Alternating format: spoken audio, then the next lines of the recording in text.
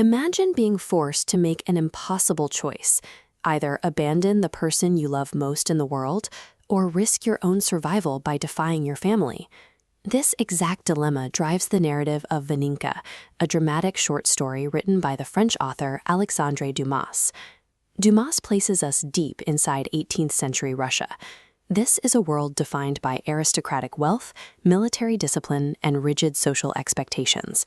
In this historical environment, personal desires are viewed with extreme suspicion. If your wants contradict the rules of your class, the system treats you as a threat to the established social order.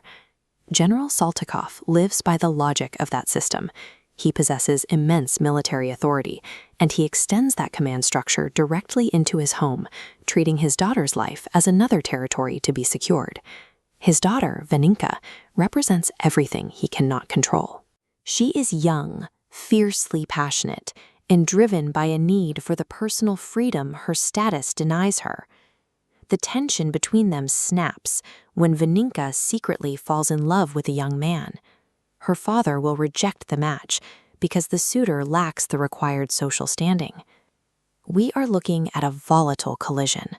A young woman capable of complete devotion is barreling toward a societal structure enforced by a powerful general. To keep her romance alive, Vaninka goes to dangerous lengths. She sneaks around to meet her lover in secret, risking her reputation and her life every single time she sees him. To understand these risks, observe this hierarchy of 18th century Russian societal power, with authority flowing downward from the patriarch. But when Vaninka commits to an unauthorized romantic devotion, a secondary connection forms outside approved lines, shattering the hierarchy from the bottom up.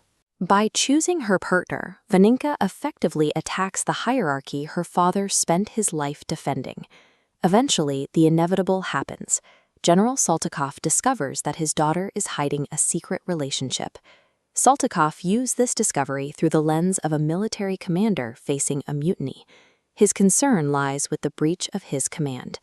He delivers a devastating ultimatum. Vaninka must choose, immediately, between obedience to him or loyalty to her lover. She chooses love. With that choice, the privacy of the secret ends, and the general's wrath begins to move. Soltikoff decides to prioritize vengeance and his own pride over his daughter's safety. He begins plotting a punishment for those responsible for what he considers a terrible dishonor. Knowing what her father is capable of, Vaninka desperately tries to conceal the full truth and protect the man she loves. But every attempt to hide him only traps them both deeper in her father's web. Soltikoff takes the concept of family honor and turns it into a weapon, using it to justify lethal, calculated vengeance against his own kin. The secrets finally collapse under the pressure. Vaninka's attempts to save the man she loves fail, placing him in immediate, mortal danger. The narrative reaches a devastating conclusion. There is no triumphant rescue. The romance ends in brutal suffering and death. Vaninka is forced to survive the ordeal. She is left alive to witness the destruction caused by her father's authority. The resulting death and grief serve as the ultimate cost of a code that prioritizes social standing over the survival of its own children. Yet, even in her grief, her fear, and her guilt, Vaninka's loyalty to her lover remains her one constant. This is where Dumas's story leaves its mark. It serves as a critique of unchecked vengeance, jealousy, and the social codes that demand obedience. Vaninka emerges as a deeply complex figure. She is a victim of her circumstances, but also a woman capable of sacrifice and devotion.